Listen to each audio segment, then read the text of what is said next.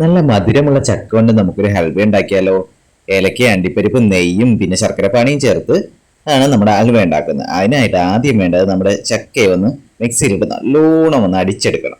അടിച്ചെടുത്ത് കഴിഞ്ഞാൽ ഒരു ചട്ടി വെച്ച് അതിലോട്ട് കുറച്ച് നെയ്യൊക്കെ ഒഴിച്ച് അതിന് നമ്മുടെ അണ്ടിപ്പരിപ്പിനെ അങ്ങോട്ട് മൂപ്പിച്ചെടുക്കണം. ചുമ്മാ അങ്ങ് മൂപ്പിച്ചാൽ പോരാ കേട്ടോ.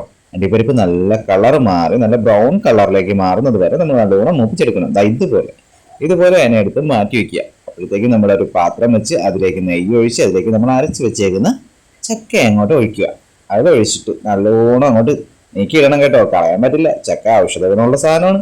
അതിലേക്ക് ഒഴിച്ചിട്ട് അതിലേക്ക് നമ്മുടെ ശർക്കരപ്പാനി, നമ്മൾ നേരത്തെ ഉണ്ടാക്കി വെച്ചേക്കുന്ന ശർക്കര ഉരുക്കിയ സാധനം, അതിനാണ് ശർക്കരപ്പാനി എന്ന് പറയുന്നത്.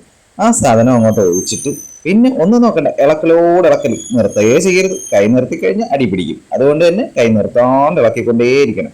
ചെറുപുറ് നല്ലോണം അങ്ങോട്ട് ഇളക്കിക്കൊണ്ടിരിക്കുമ്പോഴത്തേക്ക് അത് രണ്ടും കൂടെ കൂടി ഒരേ സെറ്റിലായി വരും.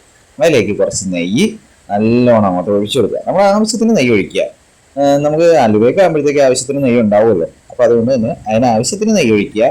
എന്നിട്ട് പിന്നെ ഇളക്കിക്കൊണ്ടിരിക്കുക, നിർത്താൻ പാടില്ല. അങ്ങനെ അത് വീണ്ടും ഇങ്ങനെ ഒരു സെറ്റായി വരുമ്പോഴത്തേക്ക് അതിലേക്ക് കുറച്ച് ഏലക്ക പൊടിച്ചത് ഇട്ടിട്ട് പിന്നെ ഇളക്കണം. കൈ നിർത്താൻ പാടില്ല, എപ്പോഴും ഓർമ്മ വേണം. കൈ നിർത്തി കഴിഞ്ഞാൽ അലുവ അടി പിടിക്കും.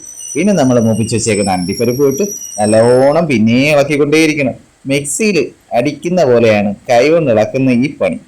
ഇതൊരു വല്ലാത്ത പണിയാ. അലുവ തിന്നണമെന്നുള്ള മോഹം ഇത് ചെയ്യുമ്പോഴത്തേക്കും മടുക്കും.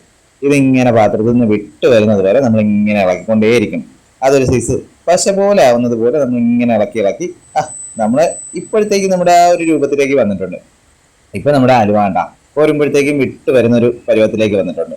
അതാവുമ്പോഴത്തേക്കും ഗ്യാസ് ഓഫ് ചെയ്തിട്ട് പിന്നെ ഒരു പാത്രം എടുത്ത് അതിൽ കുറച്ച് നെയ്യൊക്കെ തടവി അതിനകത്തോട്ട് ഇതിനെ മാറ്റി നല്ല ഷേപ്പിലോട്ടൊക്കെ അങ്ങോട്ട് ആക്കി വെക്കുക.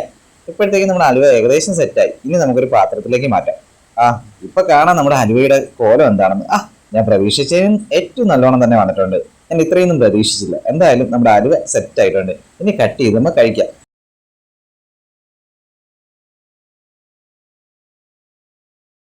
വീഡിയോ ഇഷ്ടമായാൽ ലൈക്ക് ചെയ്യണം, ഷെയർ ചെയ്യണം, സബ്സ്ക്രൈബ്